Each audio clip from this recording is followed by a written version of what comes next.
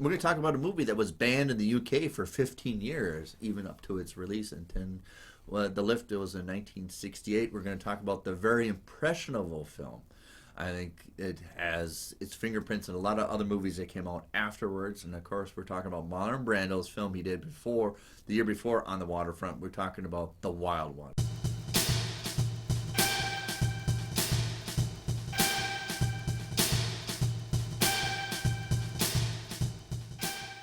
Hey everybody, welcome back to the show. I'm one of your hosts, Kyle Goethe from GoatFilmReviews.com. Hi, I'm Nick from the St. Paul Filmcast. Thanks for watching. Thanks for finding us. And for our loyal fans, sincerely, thank you for continuing to support the show. You can do us a big solid by hitting the like and subscribe button. It's a little thing for you, but it's a big thing for us. It helps us out. Yeah, we do have a Patreon. Check that out for some great content, as well as an opportunity to tell us what movies we can review in the future. Both Kyle and I are members of the Minnesota Film Critics Alliance. Check out that webpage for critic reviews as well as ours. And today we're talking about one of Marlon Brando's staples. When you talk about Marlon Brando, it's either Streetcar Named Desire or The Wild One. And you see that poster all the time of him on the motorcycle. So let's talk about it. Yeah. So the Black Rebels Motorcycle Club has arrived in Wrightsville, California, a peaceful and serene town with intentions to have a good time this weekend. But when a rival gang arrives and their leader jailed, Johnny, the rugged leader, finds his gang has become angry and violent. Now Johnny must decide the type of man he wants to be. Motorcycle gangs came through fruition after World War II. You had a lot of servicemen who came back from the war that probably endured a lot of post-traumatic stress and couldn't be confined to the restrictions of social conformity. They like to be out in the open, but also this provided another avenue of not being out in the open, but also to explore lands, not be tied down to things. But also you can get a little bit of your adrenaline rush that you experience being in war also. So these motorcycle games flourished after World War II. And then you have a lot of the dangerousness of this, which was published, was called the Cyclist Raid, which is a magazine article in Life magazine of these motorcycle gangs. And the very famous picture of the biker that was passed out on his motorcycle, drunk. And it's like the dangers. They're going to come to your town. Yeah. They're going to wreak havoc. Yeah. It was a very early version of what we're still seeing today with the number of people hating on specific groups and saying they're coming to take your kids and they're coming to do this and they're coming to, they're lock up your daughters inside your house, Yeah. The fear of the unknown was really what the motorcycle thing became in America. Now, I'm going to not just... Yeah. There was some authentic... there was some bad guys with motorcycles. But with any group, there's some bad guys. Yeah. It's just, again... You take the Selling one bad all guy of them, right. and you say they're all bad. They're all of them, right? Yeah. It's a really dangerous path to go down. I mean, it's a very much an us versus the other, us versus them kind of argument. Yep. And these motorcycle gangs, some of them were great. It's kind of like how today you have like, what is it, Children's Protectors or something like that was like a group of motorcyclists who are out there to make sure that kids are not getting, hit by their parents, and that kind of stuff where it's like good people that look dangerous and they like that kind of danger. But you're right. These are guys that couldn't find a way into society, but they also wanted to have a society. And I think that's where those kind of gangs kind of came together. Yeah. It's directed by Laszlo Zdenek. He was a stage and theater director, but got success after he was responsible for doing the film version of Death of the Salesman. That was a big theater, of course, a big hit on the theater, the play, Arthur Miller's play. Then he did the movie version of that. Got a lot of accolades, and then I think Stanley Kramer said, why don't you, I have another thing, let's talk about this, I want you to do this movie, which was initially called The Cyclist Raid, which is based with the title of the articles which appeared in Harper's Weekly and Life magazine. Yeah. And then from there, they kind of mold into trying to get Marlon Brando. And I think Marlon Brando said yes to this because Laszlo had experience working in theater as a theater director, as well as not necessarily a movie director. And so with Marlon Brando experience primarily as a background in theater, I think it would far more entice him to work with Laszlo. Yeah, and this is kind of still like what I'll refer to as like pre-asshole Marlon Brando. He was very much interested in the 56 craft. We got him. But we still had, he was interested in the craft. He had his own kind of unique way that he would get into his characters that sometimes that pissed people off, like Lee Marvin totally did Hated not him. gel with He that hated kind of him, thing yeah. during filming. But who doesn't hate Lee Marvin when you're working with him, right? That's the thing, is you're going to hate one of them, and it's not, not unfair that they would hate each other. But Yeah. you kind of had Marlon Brando being this guy who he wanted to make the movies. He wanted to do the performance, and he was really ingrained with that. So you can see why he'd be really taken with the idea of working with a director that had come from theater and being able Yes. to imbue that kind of sense of theatric to the film. Yes. So he does ride a motorcycle. The Triumph Thunderbird GT was a big sales hit after this movie. But Marlon does this character very aimlessly, very subdued, very reserved. Like you can see the guys doing their antics, but as soon as he comes in, everybody chills out. Mm-hmm. You don't get Mutt Williams from Crystal Skull. Yeah, I was just rewatching the Indiana Jones films right when we decided to do this one, and it was very shocking to me, I guess, because I had always seen that kind of inspiration, but I'd not seen the movie that it was really part of. You don't get the Ramones doing their songs of their 50 songs. Their punk version was doing 50 songs, but faster. Yeah. But they're also dressed like Marlon Brando. They wore their leather jackets and sunglasses, and even one of the guitar players named himself Johnny. Yeah. Like Johnny from this movie. Yeah. I think my favorite thing that carried over from this film was with David Lynch's love for it, was having Michael Cera. That's right, Michael Cera from Scott Pilgrim from Superbad, playing Wally Brando, which is the son of two characters from Twin Peaks in the third season. He shows up for one episode as their adult son, dressed up in this coat with the hat, hanging on his motorcycle. Michael Cera channeling Marlon Brando is one of my favorite moments in anything ever. But it's just interesting that where the film kind of like inspired and promoted people up, because it was not a movie that was seen by people. When we mentioned the ban, it was not a movie that like was readily available everywhere, and yet it existed everywhere. It was the image. You saw the poster before you even see the movie, and it encapsulated everybody. It exploded. Yeah. I mean, this is pre-Rebel Without a Cause. This is of course, John Travolta looks like this. Yeah. In Grease. Yeah. And the motorcycle gangs and everything.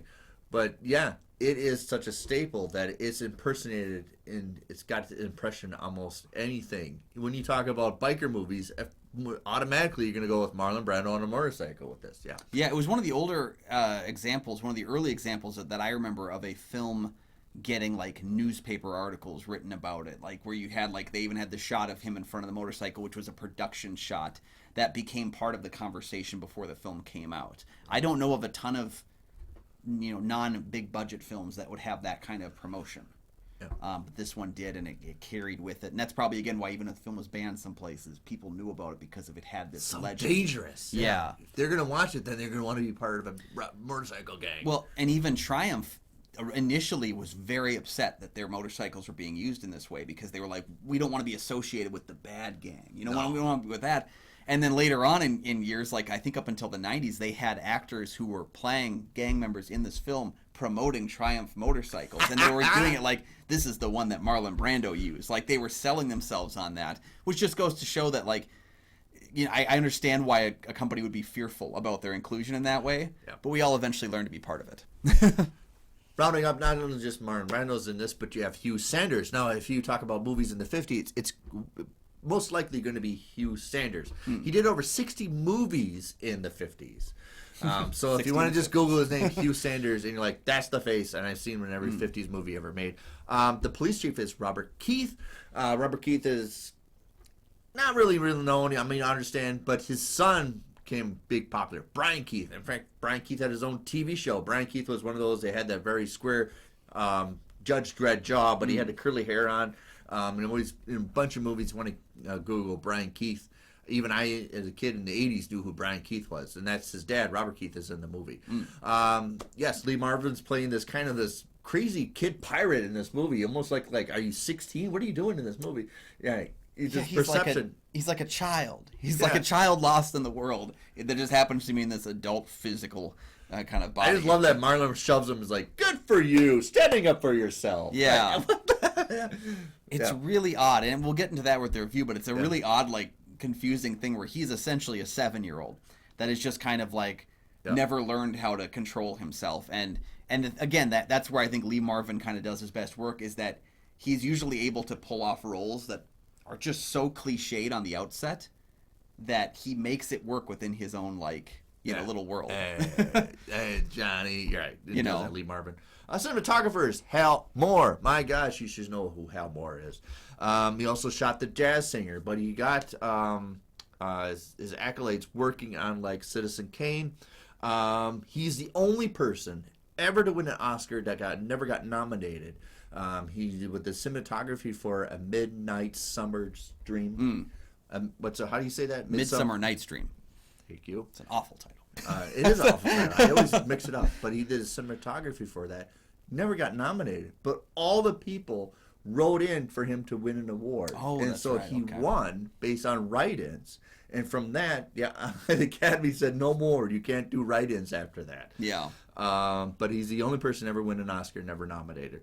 He was president of the American Society for Cinematographers 3 different terms. And also developed a lot of techniques for cinematography that you see in this movie about how you do road trip kind of films.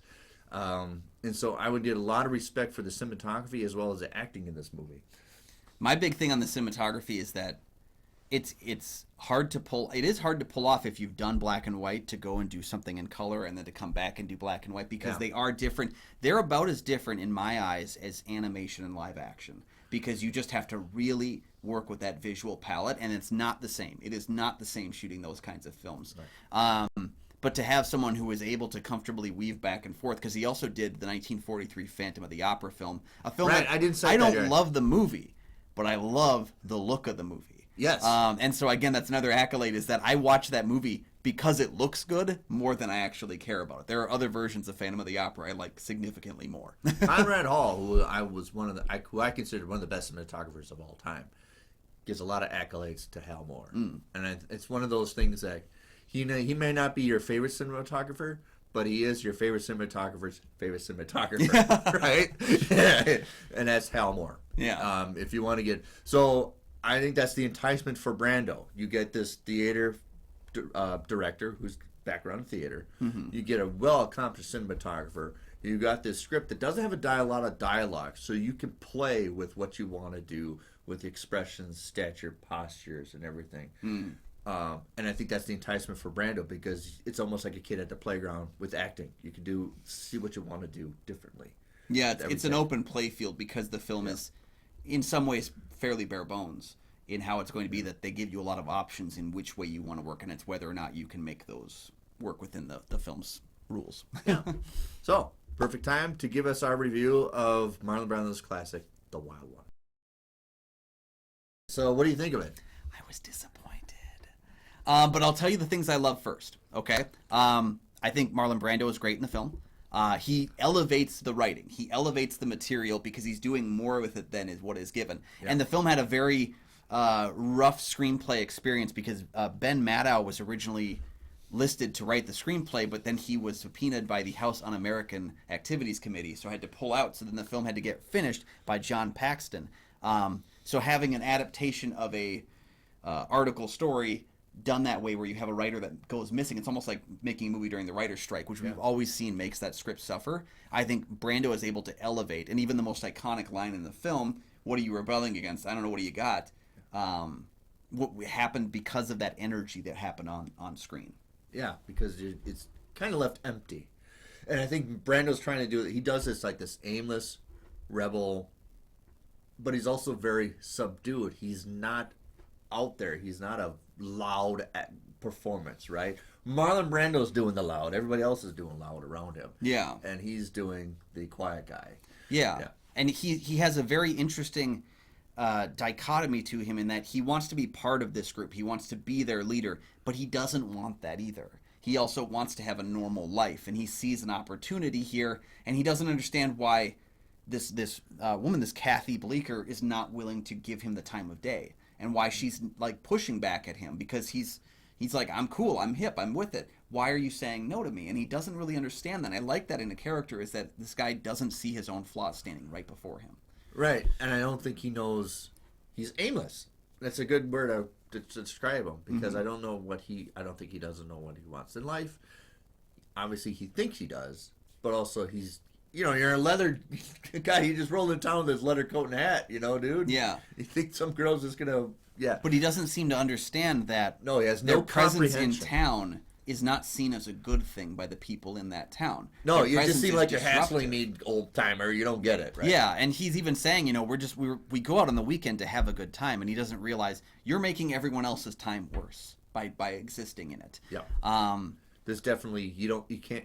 His character can't read the room. Yeah. And same as another character who I really love who can't read the room is Lee Marvin's character. I think Chino is one of those guys who he comes in and he's a disruptor. And I think what works for me in that character that doesn't work with just about every other biker in the film is I feel the danger that Lee Marvin is bringing to the role. Absolutely. I feel like all of these That's other why he's got nameless I think bikers. jail stripes on him. Yeah. All the other bikers in the film, they're just kind of assholes. They're not really criminals to me, they're just assholes. And that's a problem because I don't get nervous. You're when being they're a on jerk scene. to be a jerk. If you have a motivation to be a jerk, but you're just being a jerk to jerk. Also, you're gonna terrorize a woman. Yeah. You're just gonna flush her out and do circles with her. Their villainy is very silly, and that's part of the issue I have with it is that if they're trying to play up, there was kind of these two ideas. Was that Brando was trying to make a film that would showcase this alternative lifestyle a bit and humanize them, if you will. But then the studio and Laszlo coming in kind of made these bikers into like nameless goons, like Batman juvenile thugs, delinquents, grown up. They're what we call adult children. Yeah. Yeah. And I just couldn't buy any of the danger that they presented or any of the problem that they presented. They're just dirtbags. And it's like that, I don't have any connection to that. I don't have any interest in those characters. So it's really the big characters that I think worked within that confines. The nameless ones, I just like, these assholes gotta leave. I just like the complaints of the old guys is still relevant today, of old people still today.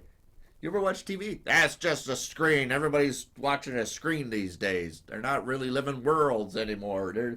And you don't even know how to talk anymore. Nobody reads books anymore. You don't even know how to speak. Yeah. Right? 3 words for you. Kids these days. Yeah, that's funny. And it's still, you get all those people in their 50s, 60s still saying that now. Kids today, they're just on their phones. They don't know anything. It's the phones. Before that, it was the video games. Before that, it was all the violence and Dungeons and Dragons. My time, it was MTV's ruining your brain. Yeah. MTV's. It was a fun ruin, though, while it lasted. Yeah, you're right. So I think a lot of things I appreciate from the movie is the complaints that are prevalent in the movie is almost universal. You can apply not just motorcycles, but maybe a bunch of kids coming with their video games into town, and then you're ruining it. You remember the Music Man is the reason why you had a roundup in music is because they had a pool hall. That's going to bring danger. You're going to bring hustlers into town. You got to get rid of this pool hall. So why don't we just round up an orchestra band? Yeah, I mean, Footloose, for God's sake, they had to make it illegal to dance. Legal to dance. So it's always this prevalent of, we know it's best for us, but maybe you need a little bit of chaos in your life to just kind of balance things out. Too much order, we want to be in chaos. Now, I'm not saying that's a good thing. I think the movie's trying to emphasize maybe you want to get on the road a little bit at times. Not be obsessed with it, but just get out there a little bit. There's a little world to see. Yeah, that middle ground is so Right. important between Kathy's character and Johnny's character, in that neither one of them is inherently right, in that you do need to have some structure. You need to have some society, or we can't progress as a society. But you also need to be able to hit the road every once in a while and see the world and see life and live it. And I like each their character wants something, but they don't know how to obtain it. Johnny wants to be a loner, but he wants to be around people. He doesn't know how to do it, but Yep. he wants to be on his own. He doesn't want to be associated with this gang, but he doesn't know how to be without a gang. Yeah. He doesn't fit into society in the way that a puzzle piece would, Yeah. I don't know if he ever had a girlfriend before the war, but obviously he doesn't know how to navigate it on there. He'd be a horrible Tinder classified, Do you like motorcycles? Then hop on. That's pretty much it. Swipe. Right. Yeah. So there's a lot of people not recognizing their fumbling. So you have a sheriff that's just doesn't know how to communicate with the guy, is to say, hey, you can enjoy, but you got to obey the rules just like everybody else. Have a good time. Yeah. I think Instead the of film, just cracking a weapon, get out of here. the film would have worked better for me if I felt that internal struggle between the chaos and the order, because I see what the attempt is. I just didn't feel that in the film. Okay. If you'd been able to look at the sheriff's character and see the fear, that the unfair fear that he has of the bikers, and then also see the bikers' world of like, being able to dive into what we talked about earlier on with the we don't have a home anymore. Like, we don't have a place to exist. After If they coming really back, dived into that. And that's why I think Brando's character is great. I think Marvin's character is great for what they have in common and for what they don't. It's just hard for me. I don't elevate an entire movie based on 2 really great performances. I can't elevate the rest of it. No, It for doesn't people work that as well. have been critics, you're bringing up what a lot of critics have cited with this movie. Yeah, and I think even Brando saw that too in the 90s in his autobiography. He wrote that the film didn't feel like it aged as well. Like, it worked for him in the 50s, but just didn't anymore. Right. I understand if we made this movie and critiqued it in the 50s, we'd have a different point of view because it was a spark. It was gasoline on the fire kind of movie. And let's be real, we'd be afraid of him. Right. We'd probably be marking it with the X. Yeah. Yeah. It had a lot of danger to this movie that I think people love about it. It was dangerous to see. It was dangerous to have him in your bedroom wall as a kid. You know. It reminds me a lot of a very different way, but Reefer Madness, where it kind of had this unfair, like, fear of And you watch it like, with what their the hell? weed. Yeah. And you watch it like, what the hell's everybody worked up about? Yeah. Yeah, and I think it's, Reefer Madness had a musical adaptation about 60, 70 years later. It would be interesting to see kind of someone revisit the idea of the Wild One today and really try to do something different with it, because I do think there's a kernel of a great idea there. I just don't know that it, again, those side characters, I just hated them so much. I just wanted them out of the film so I could focus on the people I liked. Yeah. Yeah. But very plausible that you are rooting for Johnny for all his flaws. Mm-hmm. Very interesting for that point of view. What do you think of The Wild One? Yeah, let us know your thoughts down below. Is it the original biker film for you, or was there another film that really burgeoned your interest in that kind of outlaw style? Let us know. We'd love to have the conversation with you down in the comments section. Yes, we do. Yeah, and as Nick pointed out early in the episode, links down in the description. Check out those links. You can follow us on those different things. Join the Patreon. Tell us what to cover next. Yeah. And you if can you find... disagree with us, put it in the comments. And you might, and you probably will. And that's that's the beauty of movies, though. Yeah. There's a lot of people that think this is a masterpiece. So yeah. So let us know if you think it is down in the comments. And thank you for joining us. You can find my film reviews over at goatfilmreviews.com. What's that again? goatfilmreviews.com. Okay. And you can find my show, the St. Paul Filmcast, anywhere you find podcasts. And guess what? I don't ride a motorcycle. Yeah, I probably couldn't pull it off.